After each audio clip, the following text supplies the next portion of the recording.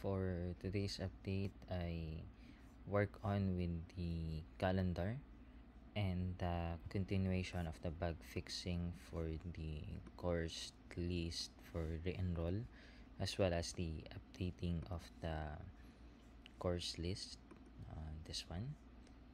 So these two are now merged, and this one is ongoing for the dashboard appointment, but it's already has a fixes. So the issue is that the following items are not displaying when we check or uncheck, and it's now fixed for that kind of behavior. What I did is that I updated the watcher.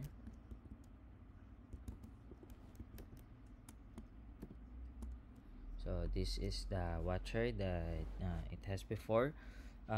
Before, it's only getting the first day and end day of the month. That's why when you move to, for example, from May to April, you will have a problem since it will only get the first day and end day of a month, which means that we'll only get the data from May 1 to May 31. So I updated it to check the current calendar value and to identify what is the current calendar view date, or what month that the user is currently checking on, and use that as a start and end date for the fetch events, which is the one that is getting data from the API.